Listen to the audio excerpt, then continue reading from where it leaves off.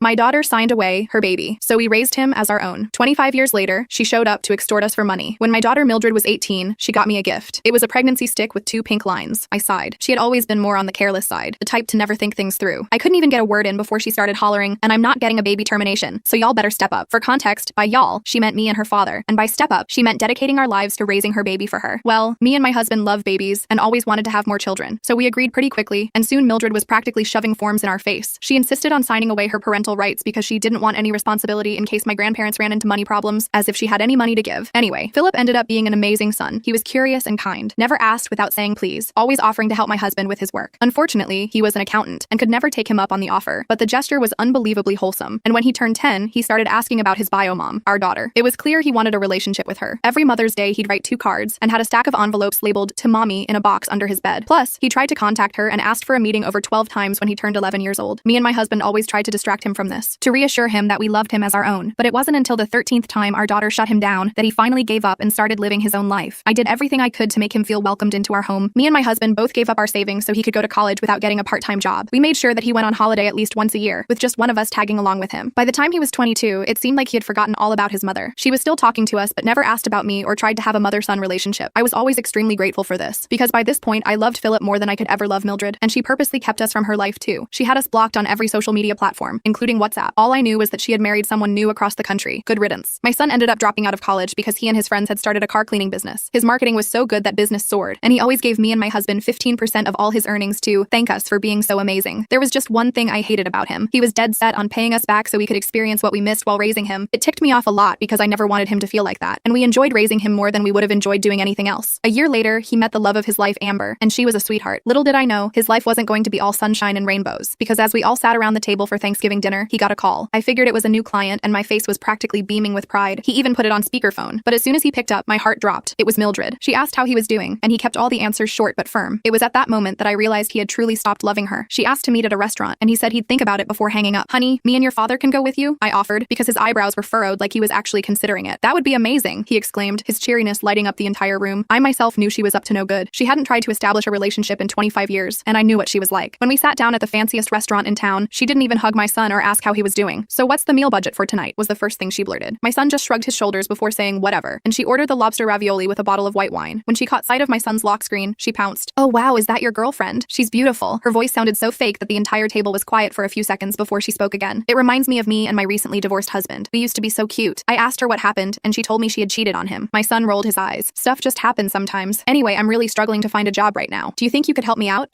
I guess. Great. What she said next shook me to my core. I'm going to need around $14,000 to secure an apartment. I'll send you my bank details, so make sure to send the money before the weekend. I expected my son to get angry, but instead he just nodded and waited for the food to arrive. So I opened my mouth to speak and rip her a new one, but then I felt a pinch under the table. It was my son, so I just stayed quiet. Little did I know, my sweet son had an ace up his sleeve, and my daughter was finally going to suffer the way she deserved. When we got home that night, I was still fuming. I paced around the kitchen while Larry made us some tea, trying to calm me down. Philip sat at the counter, scrolling through his phone like nothing had happened. I just don't understand how you can be so calm about this, I said to him. That woman abandoned you, ignored you for years, and now she just waltzes back into your life demanding money? Philip looked up from his phone with that same mysterious smile. Mom, trust me, I've got this handled. What does that even mean? I asked, exasperated. He showed me his phone screen. He'd opened his banking app and was in the middle of making a transfer to an account I didn't recognize. The amount? Exactly $14. $14? I asked, confused. Yep, she asked for money. She didn't specify how much in her text, so I'm giving her money. $14 should cover a nice lunch, right? Larry burst out laughing. I couldn't help but join in. The tension in my shoulders finally released. My boy wasn't a pushover after all. You're something else, kid, Larry said, patting Philip on the back. The next morning, I was making breakfast when Philip's phone started blowing up with notifications. He was still asleep, but his phone was on the kitchen counter charging. I wasn't trying to snoop, but the messages kept popping up on his screen. Where's the rest of it? One read. This isn't funny, came another. I need that money by tomorrow. I woke Philip up and showed him. He just chuckled, typed something quick, and went to take a shower. I couldn't help myself. I peeked at what he'd written. Sorry, budget's tight this month. Hope the $14 helps. The calls started coming in around noon. Philip ignored them all, letting them go to voicemail. By evening, there were 17 missed calls from Mildred. Philip listened to the voicemails with the phone on speaker so Larry and I could hear. Each one got progressively angrier and more desperate. You think this is some kind of joke? She screamed in the last one. I'll show you what happens when you mess with me. I started to worry. Maybe we should call the police? That sounded like a threat. Philip shook his head. She's all talk. Always has been, right? I nodded, but I wasn't convinced. I knew Mildred better than he did. She could be vindictive when she didn't get her way. 3 days passed with no word from Mildred. I started to relax, thinking maybe she'd given up. Philip went back to work at his car cleaning business, and life seemed to return to normal. Then it happened. I got a frantic call from Philip around lunchtime. Mom, she's here, at the business, making a scene. I grabbed my keys and Larry, and we raced over to Philip's shop. When we pulled up, I could hear the shouting from the parking lot. Mildred was standing in the middle of the reception area, screaming at the top of her lungs lungs while customers looked on in horror. You owe me. I gave birth to you. The least you could do is help your mother out. Philip was standing there, calm as could be, hands slightly raised in a placating gesture. Ma'am, I'm going to have to ask you to leave. You're disrupting my business. Ma'am,